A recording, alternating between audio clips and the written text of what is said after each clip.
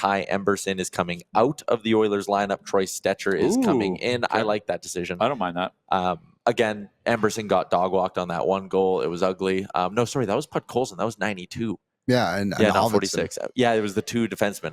Klingberg was the one who made the bad jump, so apologies there. But Emberson still, they've barely been playing him outside of the PK. The PK hasn't been that good anyways. So I like Kris Knoblauch spent a lot of time today talking about they need to play faster. Ty Emberson leads the Oilers in times hit. Like he was hit more than any other Oilers defenseman this season because he's very slow getting the puck and getting the puck out of his own end. He doesn't retrieve well. He doesn't move it all that well. So get Troy Stecher in there, who I believe is better at both those things and will play with more pace. This is a good decision. First playoff game for Troy Stecher as an Oiler, I think. Because he got injured last year. Didn't play, if I'm not mistaken. I will fact check that. Let me check. I'm sure that's a fact. Correct. Last time he played in the playoffs was against the Edmonton Oilers back in 21-22 when he was with the LA Kings. There you go. So, yeah, I think that's a good decision. Emerson's just been such a non-factor in this, like you said, besides the penalty kill. So, it's good. More puck moving. Get the pucks to the forwards. Is Stecher goal available?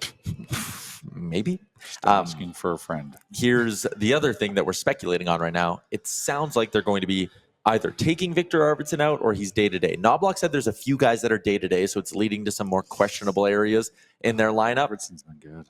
But it sounds like they're putting in Kapanen for Arvidsson. Speed. Well, Speed, the name of the game is body. speed, and a lot of people are upset that it's not Jeff Skinner getting that call instead of Kasperi Kapanen. I mean, how I view that, like Gregor kind of said, he was at skate. The line combos were a little bit unclear because they didn't do traditional line rushes in this one. So who knows exactly what they're going to end up doing. I wouldn't have minded seeing Jeff Skinner back in this hockey game. But I understand where they're just Kapanen. Kapanen's a bigger defensive liability than Skinner is. All the metrics point towards that.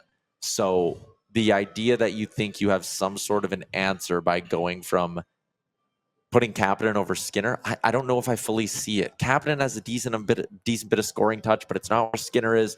I don't know. It's not an indefensible decision for me. If your mantra is playing fast, then Kapanen has the edge over Skinner. And if you just look at it through that line of thinking, this makes sense. I'm just a Jeff Skinner guy, so I wouldn't have minded seeing him back in. You just limit his minutes. Well, they may be 11-7 tonight, I think. Yeah. Maybe he's just lying to us, and it is Jeff Skinner. I mean, that wouldn't be that surprising. The lines have been, he literally did the defensive pairings the other day and said, don't read into it. So, I don't know. I think Kapanen, obviously the speed, like you said, is a factor. Like, maybe they're trying to play him because they've already seen what Skinner can do in a playoff game. It's only one game, but depending on the lineup too, like where they need him, like Kapanen just makes sense for the role that they would want him to play.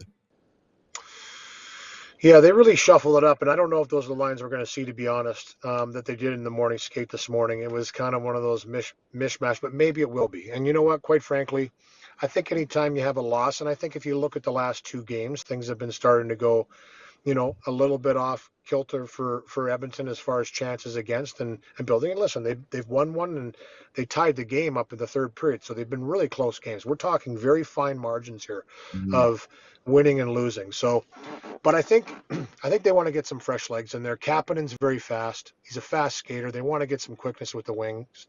They want to get guys in there, forechecking, finishing bodies. A little bit bigger than Arvidsson. So he's going to be able to finish more checks. He's been in these situations. He's played quite a few playoff games in his career. So I have no problem with that. And Arvidsson, you know what? Listen, he's hot and cold.